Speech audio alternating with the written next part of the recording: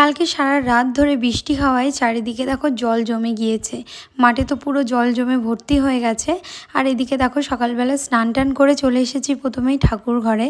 প্রথমেই আজকে পুজোটা করে নিচ্ছি, কেননা অন্যান্য কাজ করতে গিয়ে অনেক লেট হয়ে যায় পুজো করতে। তো পুজো করে চলে এসেছি ঘরে। ঘরে এখন বেশ কিছু কাজ আছে, সেই কাজগুলো গুছিয়ে নিয়ে তারপরে যাব হচ্ছে রান্নাঘরে। তো আমার গলাটা বেশ অনেক দিন ধরেই খারাপ হয়ে আছে, গলাটা একদমই ঠিক হচ্ছে না। ডক্টর দেখিয়েছি, ওষুধ খাচ্ছি, তবু গলা ভাঙা, মানে গলাটা বসে রয়েছে, কথা বলতেও প্রবলেম হচ্ছে। তারপরেও ভয়েস ওভার দিচ্ছি, তো একটু কষ্ট করে তোমরা একটু শুনে নিও।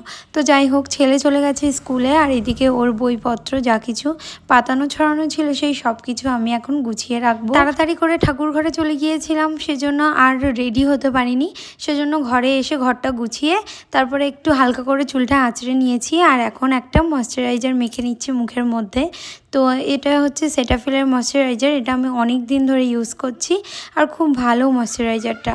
তারপরে দেখো জামা কাপড় সব এখানে মেলে দিতে হয়েছে, মানে ছাদে তো বৃষ্টি হচ্ছে, বারবার তুলতে যাওয়াও তো সম্ভব নয়, সেজন্য এখানেই মেলে দিয়েছি। তারপর চলে গিয়েছিলাম একটু ছাদে। তো ছাদেও পুরো জল জল মতো স্যাঁতসেঁতে হয়ে রয়েছে, বুঝতেই পারছো বর্ষাকাল মানে কেমন হয়ে থাকে চারিদিকটা।